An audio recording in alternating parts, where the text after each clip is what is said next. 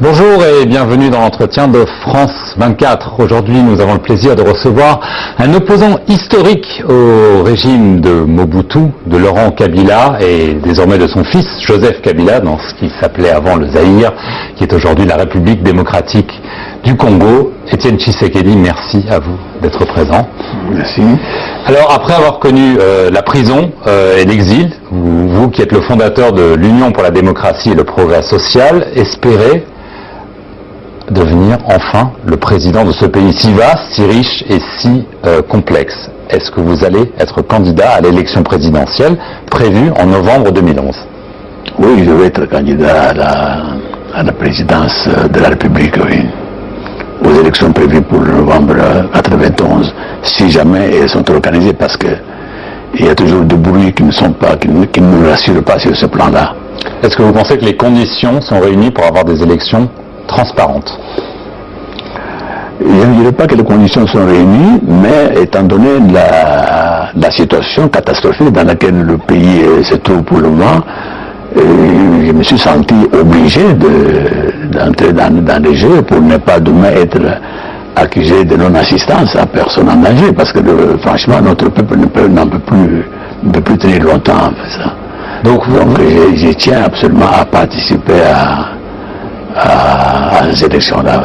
Donc vous, après 3 ans d'absence, vous étiez à l'étranger, vous allez rentrer à Kinshasa en décembre? Début décembre, oui. Pourquoi? Qu'est-ce que vous allez faire? Je vais commencer par organiser le congrès de mon parti. Le premier congrès du parti, on n'a jamais eu de temps, avec toutes ces dictatures, on n'a jamais eu le temps de s'organiser.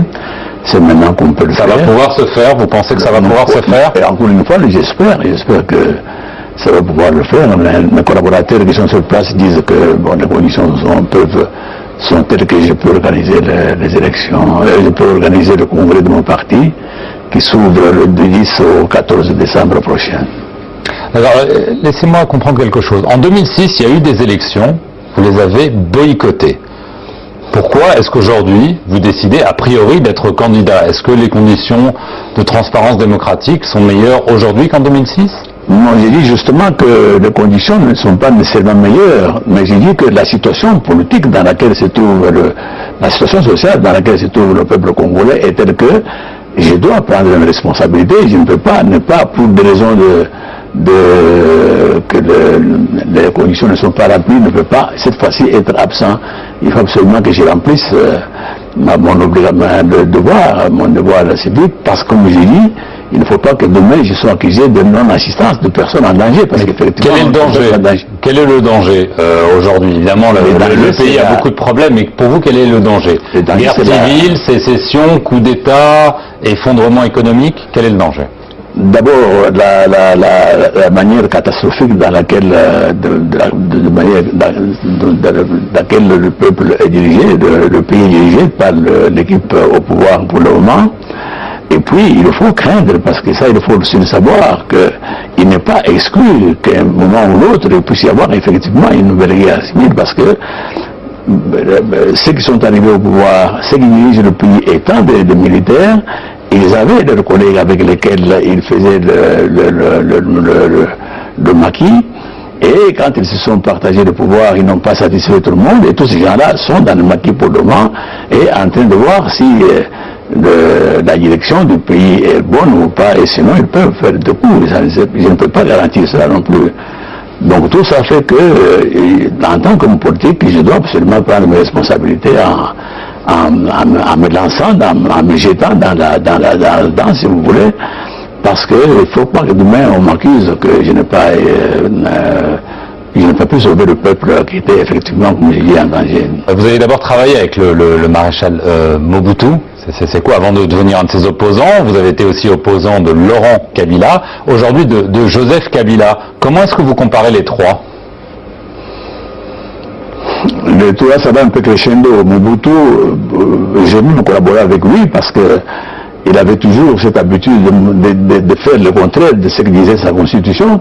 La constitution qui à ce moment-là rédigeait sur le pays, j'y ai contribué pour la rédiger. Elle était très démocratique, elle prévoyait le multipartisme, elle prévoyait tout, mais dans la pratique, Mobutu faisait juste le contraire. Et c'est ce qui m'a servi à un moment donné de me révéler, de dire non, voilà ce que dit la Constitution, nous devons la suivre plutôt que faire le contraire. Mais quand Kabila Laurent est arrivé, c'était pire que Mobutu. Là, il n'y a absolument aucune logique. Personne ne pouvait suivre, personne ne pouvait savoir ce qu'il voulait et ce qu'il ferait. De la même manière que son fils aussi, il n'a aucune vision, on ne sait pas demain qu'est-ce qui nous attend au Congo. On agit au sauve qui peut, on ne sait pas très bien ce que passe faire. Donc, un homme qui n'a pas de vision politique, qui n'a pas de programme, il y a 10 ans qu'il est au pouvoir. Pour le moment, il ne faut pas oublier ça. Alors, ce n'est pas, après avoir bitumé quelques tronçons de route, qu'on peut dire qu'il a dirigé le Congo. Donc, à tous les plans, tout est catastrophique. Le plan social, on n'en parle pas. Les fonctionnaires sont toujours en grève permanente, donc il n'y a pas de pourquoi en parler. Il n'a construit aucun hôpital, aucun centre médical. Un dictateur, oui, parce que justement, je vous dis qu'il dirige un peu comme son père, un peu à l'arbitraire, sans tenir compte de la Constitution de la République et sans tenir compte des lois qui existent. Vous avez dit que tous ces dirigeants depuis l'indépendance ont été d'une certaine façon soutenus, voire imposés par l'étranger, la communauté internationale, la France notamment. Est-ce que vous pensez toujours cela? Qu'aujourd'hui ce sont les pays étrangers qui essayent d'imposer un leader au peuple congolais? Mais jusqu'ici, oui, jusqu'ici nous avons l'impression, la conviction même que c'est particulièrement ce qui s'est passé dernièrement en 2006, qu'on appelait les élections chez nous, ça ne sont pas été les élections auxquelles le peuple congolais a participé. Nous appelons continuellement à dire que c'est vraiment une mascarade organisée justement par la communauté internationale, par un groupe au moins de la communauté internationale. Qui? Donc, enfin, on ne peut pas aller, vous l'avez dit, jusque dans les détails, mais la communauté internationale... La France soutient toujours Joseph Kabila? Mais nous avons l'impression, je ne suis pas sûr, j'ai l'impression, je viens de la Belgique, je vois que certains leaders politiques qui avaient effectivement appuyé Kabila, maintenant, devant ces réalisations que je viens de décrire, j'ai l'impression que les gens ont tourné un casar, qu'ils ne savent pas, ils ne peuvent plus avoir confiance dans un homme qui mène le pays. Vous pensez que Paris et Washington pourraient lâcher Joseph Kabila? Ah oui, devant en tout cas les actions que Kabila mène maintenant, donc ça dit d'inexistence d'un État, voilà. Nous sommes là dans un non-État. Donc je crois que les réalités sont telles que, quels que soient les appuis que l'Amérique et la France donnaient à Kabila, ils doivent absolument s'en défaire pour le moment, ce n'est pas possible. Mais entre devoir et le faire, vous pensez qu'il y a une possibilité que ça devienne une réalité? Ils vont le faire parce que attendez mon retour, parce que nous allons effectivement mobiliser le peuple congolais, parce que c'est encore une chose qui est nous allons mobiliser le peuple congolais. Maintenant, le peuple est vraiment tenu au silence. Il n'y a pas les gens ne parlent pas, il n'y a pas de réunions, on ne peut pas, les partis politiques ne peuvent pas se réunir, etc.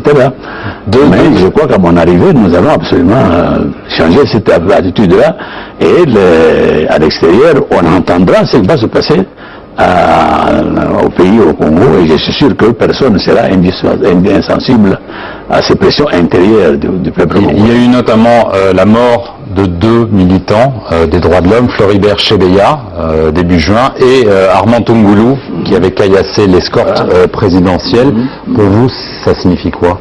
Ça signifie justement que vous venez de donner et illustrer par ces exemples-là le régime qui est au pouvoir au Congo. Un homme comme Chebeya, il était... Vous accusez le régime Kabila de les avoir tués? Absolument, c'est une certitude. Il n'y a pas de doute, il n'y a personne qui en doute d'ailleurs. C'est une certitude. Il présente les choses autrement, d'ailleurs très mal présentées, pour expliquer tous ces mots-là, mais personne ne doute que c'est vraiment le pouvoir au sommet qui est à la base de ces meurtres.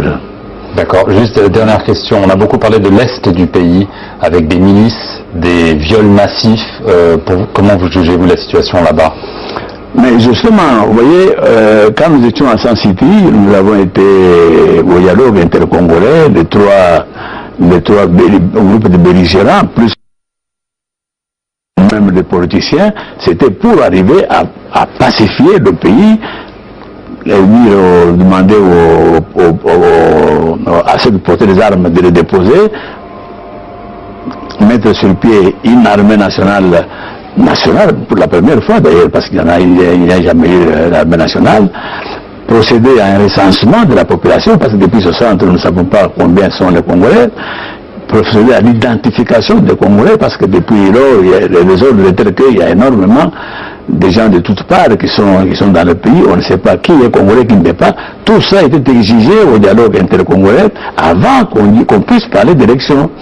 Mais comme on avait les idées de tricher comme on a triché, on a négligé justement toutes ces choses-là qui allaient nous assurer des élections réellement libres et transparentes. Donc on a négligé ça. Donc vous posez la question que vous posez, à ce moment-là, on a promis, ceux qui sont au pouvoir ont promis moins merveille, surtout à l'Est, où la sécurité était très menacée, mais maintenant, même cette population est complètement déçue parce qu'il n'y a pas de changement avant ou après le Sun City, il n'y a pas de changement à l'est du pays. Donc, encore une fois, ça montre l'incapacité du gouvernement, 10 ans, n'est-ce pas, que ce monsieur est au pouvoir, il n'y a pas de changement, et ça montre justement ce que je viens de dire, ça illustre ce que je viens de dire, l'incapacité du gouvernement actuel de diriger le Congo. Très bien, je vous remercie beaucoup Étienne Tshisekedi d'être venu à l'entretien de France 24. Merci à vous de l'avoir suivi, restez sur France 24.